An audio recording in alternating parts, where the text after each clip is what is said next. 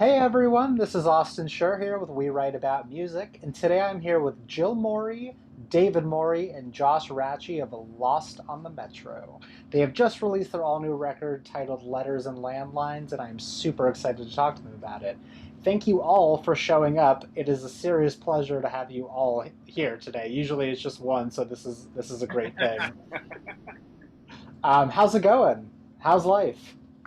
Great. Life Yeah. is great. We're finally back outside. Yeah. Yes, yes, I can say that too, and it is quite nice. Where are you guys located at the moment? We're in St. Louis, Missouri, in the Okay, Midwest of the U.S. very I nice. hope What's everyone knows Yeah, I where don't St. know. Louis is. yeah? That's a We're on, pretty we're on the popular, front porch right now. yeah, pretty We brought our popular big place, I'd fan. say. Yeah. No, don't worry. I've got a fan going off screen. It is quite hot where I'm at as well, so I don't blame you. Um, so before we get into the music, I want to know about you guys. I want to know about the background of how you all met each other and what propelled you to start making music. So please David, kick it you do a off, good job telling that story. I will tell that. I'll be happy to tell that story. please. We, well, Jill and I are husband and wife, and we started playing music together 3 years ago. Yeah.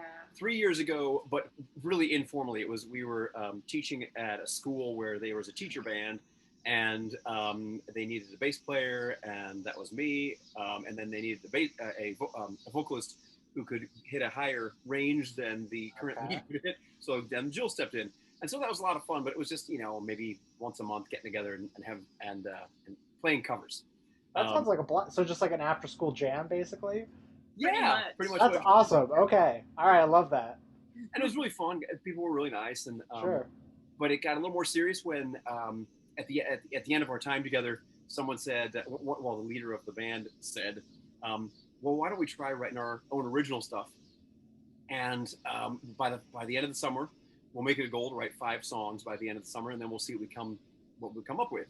And by the end of the summer, Jill and I had written a number of songs, but nobody else had, and so we just forged ahead on our own, and we're having fun with it. But I needed an electric guitar because I wanted to play guitar again. Sure. So that's where Josh comes Were you in. guys? Were you when you were writing songs? Were you playing bass while she was? No. Okay, that would have been hilarious. Yeah. Yeah, He was Writing writing lyrics with just the bass player. amazing. It'd be so much fun. really cool. So we're gonna do like a G. I'll just play the root note. You do whatever you want. That'd be funny.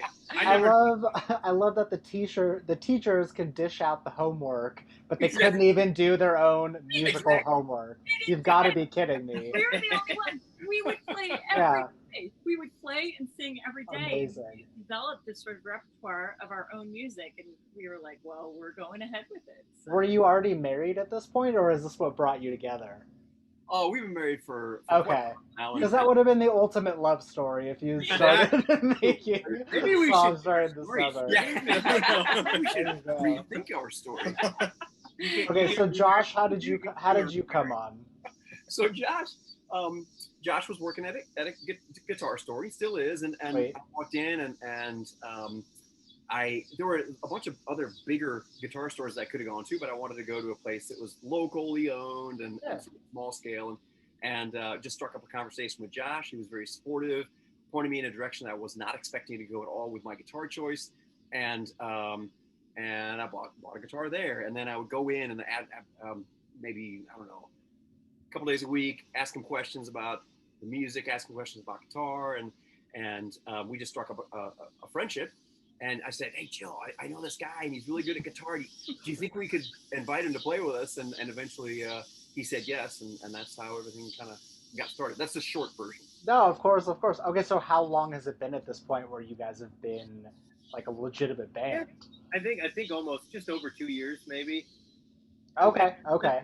When I started playing with them, the thing that I was at a point where it's like I didn't really start guitar. I'm 28 now, and I didn't really start learning it and throwing things in. I played chords and sang songs and did covers from about 17 to 22. Yeah. And then my fiance said, you know what, why don't you take lessons? And I started taking lessons. I got super into it, and I started practicing for like 3 years. I'd get up at 6 in the morning and play for a couple hours. And I got Hey, okay. I got to the point where it's like, my guitar teacher hired me at David's Guitar Loft, where I'm at now, in St. Louis, to like start teaching, and I'm our store manager, so I do all of our ordering and stuff like that. And I hadn't been in an original band at all at that point. I'm like, you know what? This cover stuff is cool, but I'm not applying any of the theory that I'm learning. Sure. I'm not. I can't write stuff on my own. I cannot write lyrics. It's just the same song over and over again. So when Dave was like, "Do you want to? We have original stuff." And yeah, I started coming to practices, and I really liked it. And I said, "That's totally awesome." And there were 5 of us at that point. Okay. 9 a.m. Sunday morning practices. Not good for me. It's not a good time of the day for me at all. And yeah, so we did stuff for a year and trying to get our stuff straight and just remember what we were playing a week. And then it got really serious, and we kind of trimmed it down to the trio, where it was the 3 of us were available 3 nights a week to practice, and we got really serious. And that's awesome. Yeah. So that's how long formally that you're like, okay, we've got these songs, we're actually going to start putting this album together? What's been the process like in the background? I think that was about February. Was it end of last year? Yeah, end of last year, beginning of this year. Yeah. So like going into because it was, gosh, how long is it? I can't even think straight now. Where are we at now? It's July of 2021. Yeah. I think last summer we were practicing on the porch because of COVID. We were all outside, sweating our asses off. I'm sure of it. I'm sure. Like 8 o'clock at night, playing guitar loudly, driving the neighborhood. Hopefully not too crazy. Right. Hey, it's free entertainment. Come on. Yeah, right. Yeah. They couldn't be too upset. 30 seconds of the song over and over. Who could be mad at that? I think it was like last September of 2020. Yeah. Okay. When we really started to look at it as a trio and started developing this stuff. And then I think in about February or March, we were inside over the winter time, obviously. We took some time off though, right? We did. We took 8 weeks off during COVID, kind of like lockdown and all that. We were scheduled to play outside. We didn't want to risk playing inside, singing, and obviously just the vaccine not knowing wasn't available what was yet. going on. Right. Hey, listen, at least you're the smart ones and actually had any amount of caution as opposed to so many other people. I can commend you on that for sure. Did, but we wanted to keep moving, so of course, and that was great. And one of the things I loved about being on the porch was that we would practice 3 nights a week, and people would stop by, neighbors that are really great about it and supportive. And so it was really fun because we got used to playing with each other. And so through the process of kind of working through our music and learning our music, we also got used to playing in front of other people. Right. I was just going to say, it breaks down the nerves of any amount of audience. Exactly. And it doesn't even matter if it's people that you do know or you don't know. It's any passerbys. Just, hey, just pull up a seat. Right. What else are people doing at that time? Right. It was great. Nice. Okay, so I want to talk about the actual record now. I love your guys' origin story. It's seriously awesome. I really enjoyed that. Let's talk about the music though. So lyrically, I want to know, is there an overarching message on the entirety of this record, or is it just individualistic personal experiences that go track by track? That's a great question. Yeah. I guess for me, lyrically, so I write the lyrics, and I have been writing poetry since I was 9, kind of as a way to just, I don't have very good coping mechanisms, but that's one of them. Like it's the, I just write for all the different things that are going on in life. And so I think, these guys can help me, but the song, sort of the poetry that comes through, I think is just sort of those, Josh talks about painting a picture, and those are the songs that really stuck with us and that really came together, is those, it's kind of, each song has its own sort of emotional punch to it. One thing that, it's always been really cool for me to think about is the way that Jill writes. Each song is its own story, which is really cool. Right. I don't think the album has an overarching individual message to it, but that was one thing that drew me to stick with this so much, was like each song does such a great job of staying inside of the emotion that it does. It's not, I love our stuff. It's not overly complex. It grinds into that emotion every single song, and we stick to that story. It's not like, let's do some crazy modulation to somewhere else, or let's add this crazy effect in here. It's like, let's see how great we can make this simple song and make this one picture, and how well can we paint this one picture at a time. And Right. I No, think that it really allows the listener to focus in as opposed to just being distracted by cheap gimmicks, I suppose. Like you're right. You could have a crazy production and these like riffs that just go off on tangents. And listen, there was a time and a place for that, but yes, yeah, after listening a few times through at this point, it is obviously very lyrically focused and just an overall focused record. I mean, I'll just say it again. It really does allow any new listener to get into it and listen to the stories. And the instrumentation is not overpowering by any means, but it really does allow for to kind of kick back and just listen to someone's story, which is really nice. yeah. So, Like, Great. I love that. a way I like to think about what you're saying there too is like Jill is lyrically painting what you see in the picture, and David and I are just adding all the textures and the colors that you see in the background. You know, and I think exactly. that's how you know, our audio engineer Jason mixed it too. You know, it's like nothing is overpowering. The vocals are out in front. The harmonies, when they're there, stand out. But then you do have this really strong rhythm guitar stuff. There's some really cool lead stuff that helps to connect things, but it's not. Nobody takes center stage, and we are just telling that story.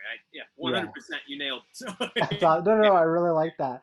On Yeah. the process of the actual creating the music side of things, it feels like the lyrics most likely came first. Is that correct? Yes. Yeah. Yes. Yeah. So then how do you go about actually putting the song together? Are you two, on the outsides, put like reading and just like jamming with each other, or is it a focused effort? Great That's question. your answer, David. Yeah.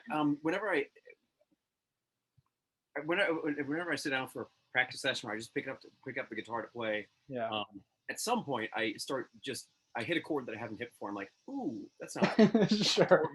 I use that as a starting point, and then kind of build from there. I mean, the great thing about, from an artistic standpoint, the great thing about living with the person who's writing the lyrics, Yeah. That makes things a little bit easier. is that like I'll play something and she'll come into the room and she's like, wait, play that again. And so that happens with almost every song, right? And there have been some things where I thought, oh, this is kind of a throwaway riff. I'm going to get rid of it. And then she comes around the corner and she says, play that again. So she hears something that fits with one of the poems that she's written. And so I mean, you have at least dozens, right? If not literally hundreds of poems. Yeah, and it'll be like one word or one line. Okay. So, like, I remember when David was doing the riff for Dog Watch, and I remember he was just kind of like doing this riff over and over again. And I remember the first words that came to me were Continental Divide. And it was like Continental Divide. And it just kind of like fit in that. And I was like making dinner or something. That's when it all happens. It never happens when you're sitting down trying to make it happen. Yeah, of course. All the time, right? And so I remember that, and then I stopped everything and sort of went over and was like, "Can you keep playing that?" And every song has kind of been organic like that, where he comes up with the riff, and then I hear it, and we sort of fit things together, and then go. Oh, sorry, we'll work on a song for probably a month or 2 months, and we'll kind of go back and forth. And I'm verbose, and so my poems are really long. And so one thing that these guys are so good at is helping me pull out or take away lyrics that are unnecessary. Sure. You just don't need them. And that was hard for me at first. It just actually hurt my feelings to take things away. And so I've learned. Right. I understand that. It works so well, as us to be able to let go of those, lyrics that don't fit. And so we work it out, and we sort of, we don't quite finish a song, but we finish it to where we feel good about it.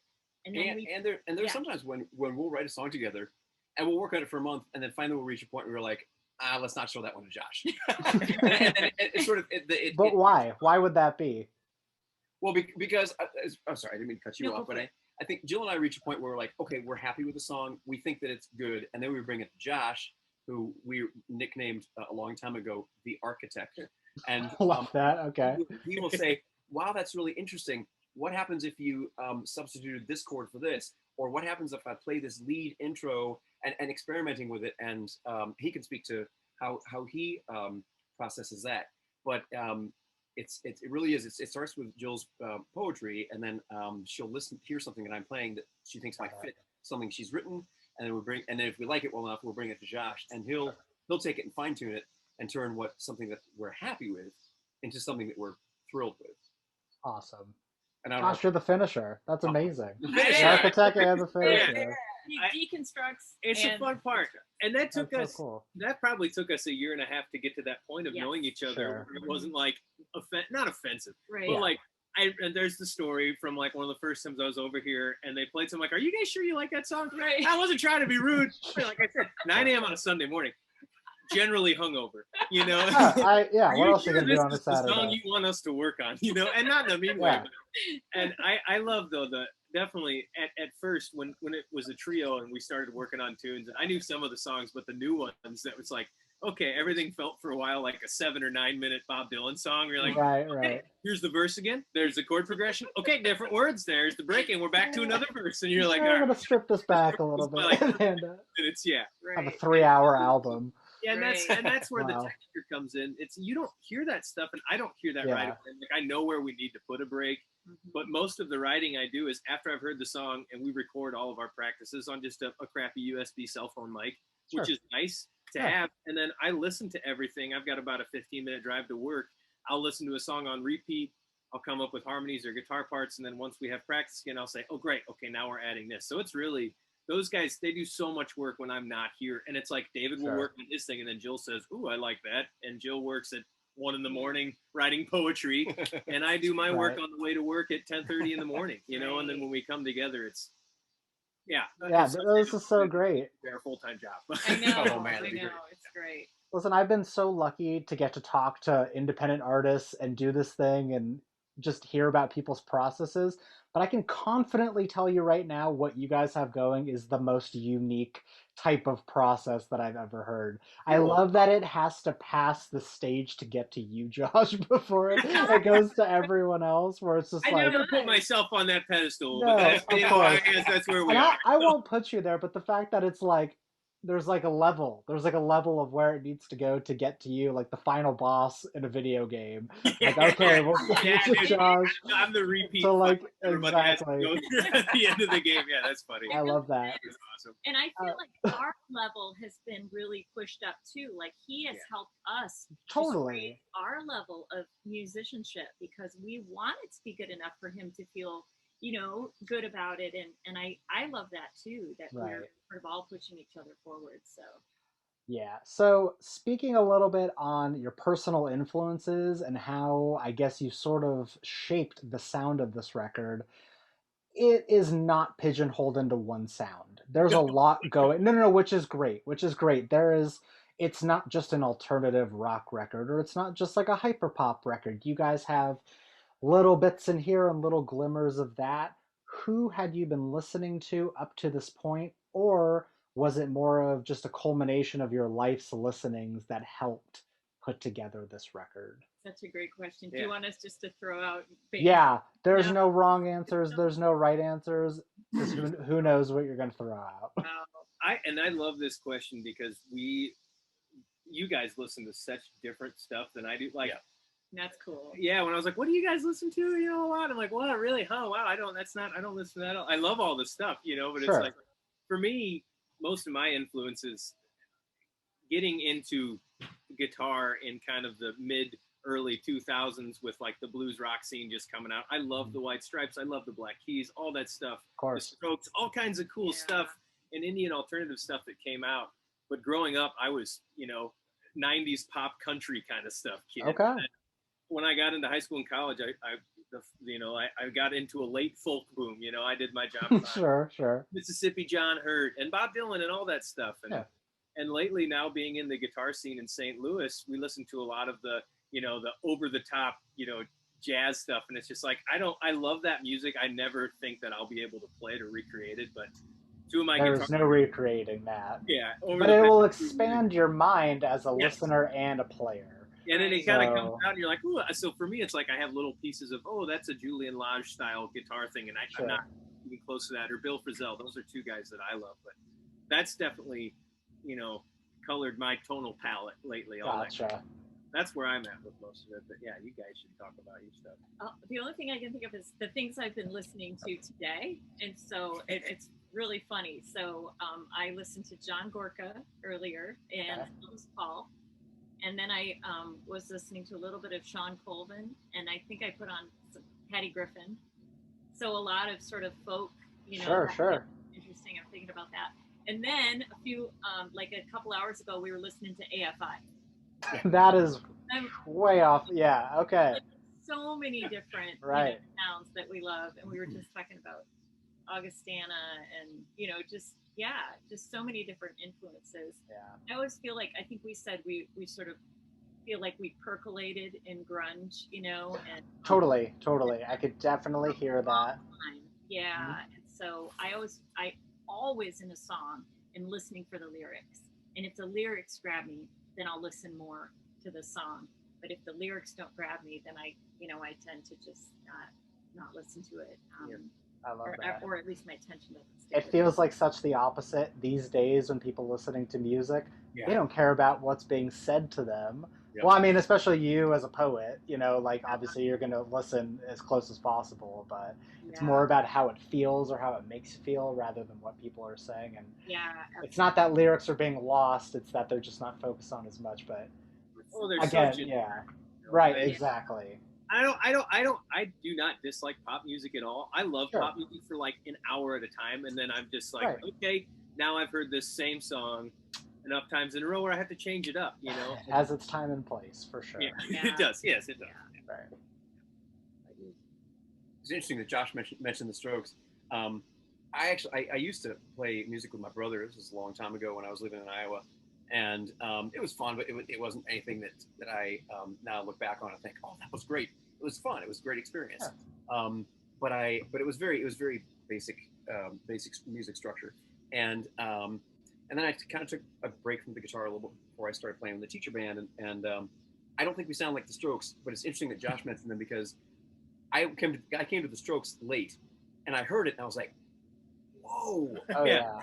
That is really cool. That can be music that I make. And it's like, I didn't try to imitate the Strokes, but it's just like sort of something about hearing their structure just sort of opened my ideas about what writing music could be. And it was only after that I started finding chord progressions or interesting lyrical directions on the guitar that I hadn't even thought about before.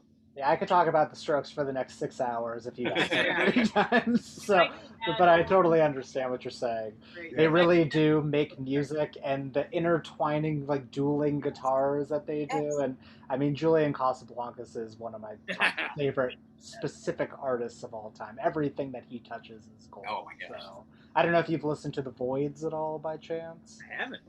Oh, it's his side project. It's like his. And not to get too off topic, but you definitely, if you're a Strokes fan, you need to check out The Voids. It's like his experimental Strokes. Oh, very cool. That's cool. Yeah, you need to check out the album called Virtue. It was my favorite album like 3 or 4 years ago, like of the year. Definitely a must listen. I just want to add one more thing. When David comes home, I can hear him come because Linkin Park is playing so There you go.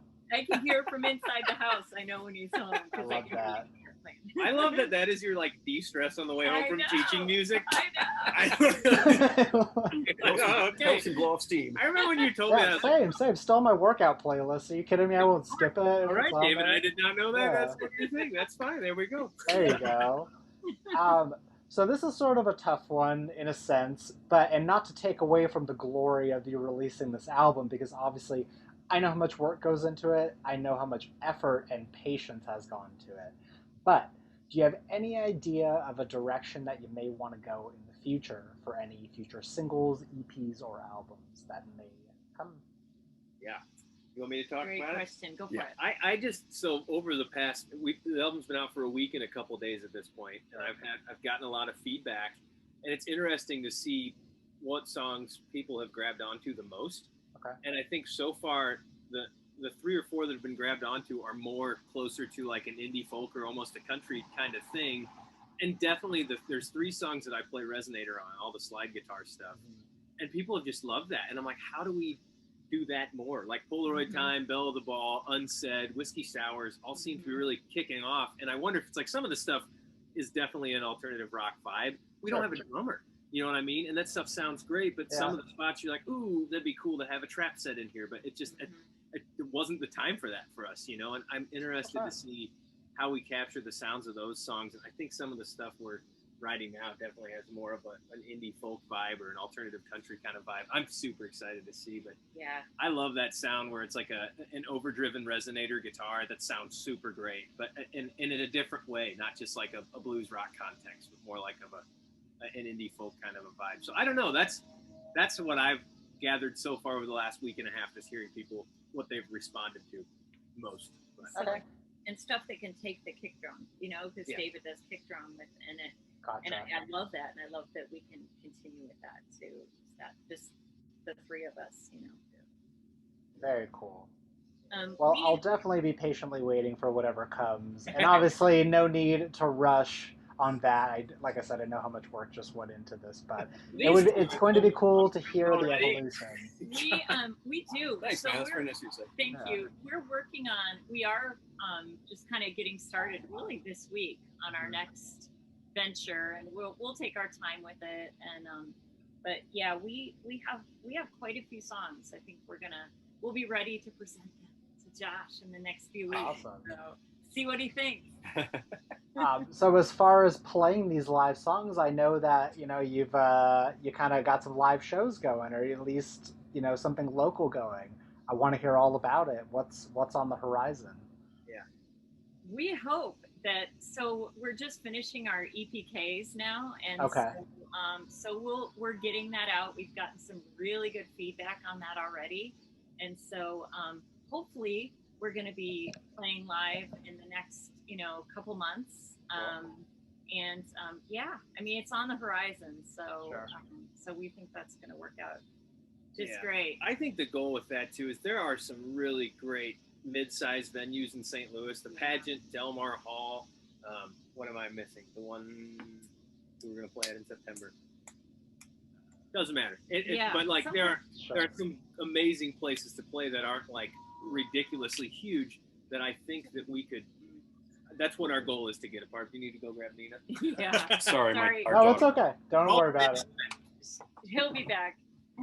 But I think we're trying to reach out to them. And my goal, I think, for us too, and I know we've talked about this too, is to get opening for some national acts that are touring, that aren't touring with an opener, and get in front of those bands and their audiences. And that's just getting the word out there as much as possible. But this is the tough part, Right. Yeah, it's a lot easier said than done. But I mean, you guys really do have a unique sound, and again, I'm not just saying that. I think anyone would be lucky to have you on stage. And plus, you've already got your local neighborhood audience to, keep you. We did. We got to play a festival last fall, right before COVID hit, and it was awesome. Yeah. It was really fun. And we, it's great experience for us to. COVID hit. Did it hit? Yeah, in October. Oh yeah. It had been going on for like 8 months. Right. So right. We got to play an outdoor gig last. Okay. That went really well. Yeah, it was great. Awesome. But it was like big open field.